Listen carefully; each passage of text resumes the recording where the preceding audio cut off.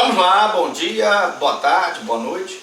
Nós estamos aqui em Direito Penal 3, estamos falando em crimes contra a vida, falando do homicídio, estamos justamente aqui no homicídio culposo. Na aula passada nós falamos de feminicídio, né? E hoje nós vamos falar sobre homicídio culposo. Vamos falar do homicídio simples, culposo simples. Ah, professor, então o homicídio culposo se divide? Sim. Primeiro, vamos recapitular. O que é homicídio culposo? É aquele que é praticado mediante negligência, imprudência e imperícia do agente.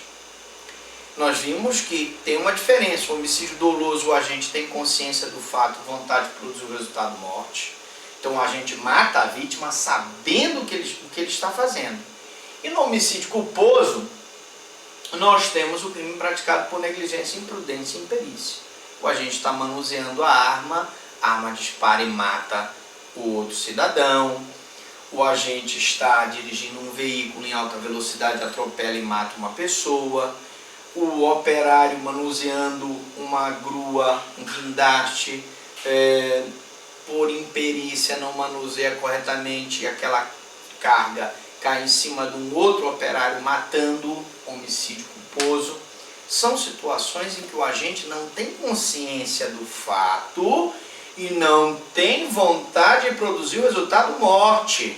Mas a morte ocorre por negligência, imprudência e imperícia do agente. Então, o homicídio culposo é aquele que é praticado por negligência, imprudência e imperícia. Ele é punido com uma pena de detenção de 1 a 3 anos. Ora, 1 a 3 anos... Se a pena máxima é superior a 2 e a pena mínima não é superior a 1, eu tenho um crime de médio potencial ofensivo. O que é um crime de médio potencial ofensivo? Quando você observa que a pena máxima não é superior a 2 e a pena máxima é superior a 2, no caso 3, e a pena mínima não é superior a 1 ano, eu tenho um crime de médio potencial ofensivo. E o que isso significa, professor Franklin? Ora, significa que o promotor vai denunciar o cidadão por homicídio culposo, mas se ele preencher os requisitos legais do artigo 89 da Lei 9.099/95, que é a Lei do Juizado Especial, ele poderá ser beneficiado pela suspensão condicional do processo. Então, a suspensão condicional do processo é, na verdade, uma forma dele poder negociar uma pena para esse cidadão que praticou o homicídio culposo. Sim, é verdade. Sendo um homicídio culposo simples. Além disso, nós temos o homicídio culposo qualificado. O que é um homicídio culposo qualificado? O homicídio culposo ele é qualificado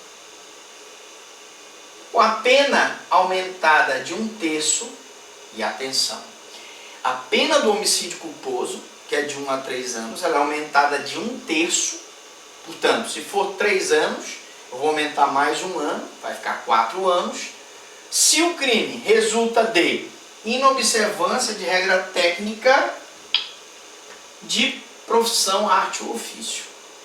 Imagine, por exemplo, um médico que deixa gás dentro do paciente que vem a falecer. Tivemos um caso, quando eu era promotor de Conceição do Araguaia, que um médico, ao operar uma mulher, fazer uma cesariana, ele deixou gaze dentro da barriga da paciente. Essa gaze, então, provocou uma infecção e ela veio a falecer em virtude da infecção hospitalar. Ora, nesse caso, nós temos um homicídio culposo sim, porque ele não teve a intenção de matar aquela paciente, mas houve uma inobservância de regra técnica de profissão, arte ou ofício. Ele, como médico, deveria saber que ao deixar gaze dentro da barriga da paciente, ou ao deixar um bisturi, ou ao deixar uma tesoura, ou ao não manusear corretamente a paciente, ou a não manusear corretamente os instrumentos, a não lavar as mãos e propiciar a paciente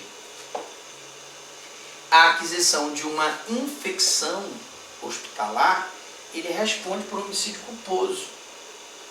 E a família da vítima pode mover uma ação civil ex delito para pedir uma indenização pela morte daquela vítima. Ah, professor, mas o que é uma ação civil ex delito? Você vai lá na parte de direito de processo penal e de direito penal, tem lá a nossa aula de ação civil ex delito, onde você aprende tudo o que você queria saber sobre ação ex delito e nunca teve coragem de perguntar como é que eu vou então pleitear uma indenização para a família da vítima. Nesses casos, eu falo isso porque você que está assistindo pode ter um parente, pode ter um amigo que faleceu nessa situação em que por negligência do médico, por infecção hospitalar, a pessoa veio a falecer. Muito bem, se o agente deixa de prestar imediato socorro à vítima e não procura diminuir as consequências do seu ato. Imagine, por exemplo, um acidente de trânsito que o agente atropela a vítima e não presta socorro. Se a vítima recebesse aquele socorro, talvez até salvasse a sua vida. Mas ele atropelou a vítima e não prestou socorro. Nós tivemos um caso horrível que aconteceu na Ilha do Mosqueiro, em que um rapaz se chocou com um caminhão e o caminhão então fugiu, ele ficou agonizando no carro, ele foi vítima desse acidente, o caminhão não prestou socorro e ele veio a falecer. Ora, nós teríamos aí um homicídio culposo, porque evidentemente o motorista do caminhão não tinha intenção de matar, mas como ele foi atropelado e não prestou socorro, ele então responde por homicídio culposo qualificado. Tem a pena do homicídio culposo aumentada de 1/3 por conta dele não ter prestado socorro à vítima. Ou o número 3, foge para evitar a prisão em flagrante.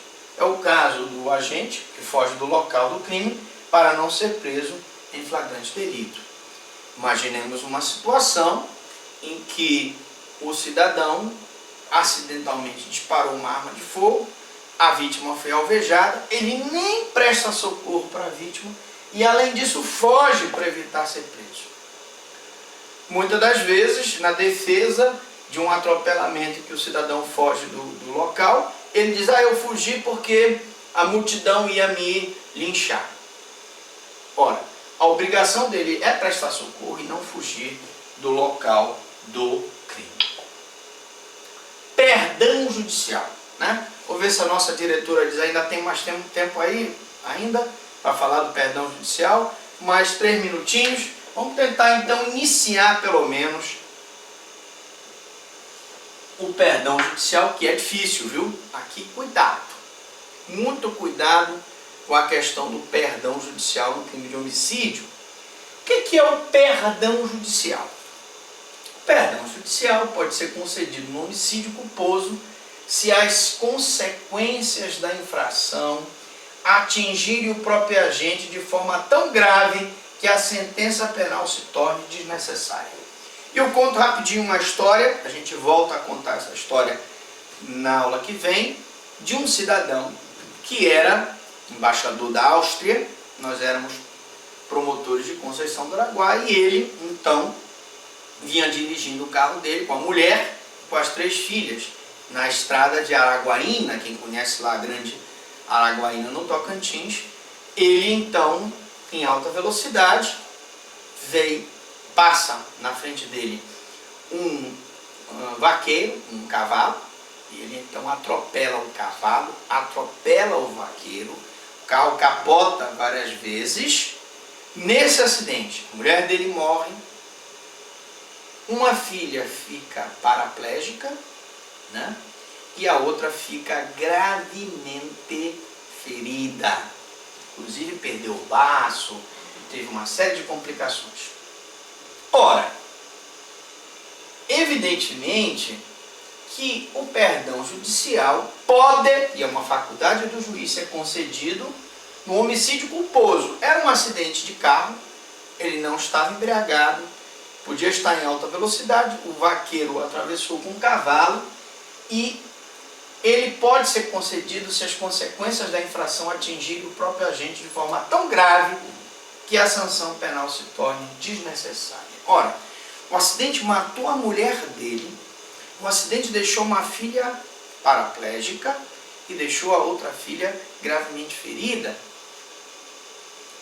Nesse caso, o juiz pode, se compadecendo da situação do agente, conceder o perdão judicial. Mas a questão é, você vai me perguntar o seguinte, mas professor, e o vaqueiro que foi morto? Como é que fica a situação dele? Ele foi atropelado e foi morto. A família dele pode pedir uma indenização para o agente pela morte do vaqueiro?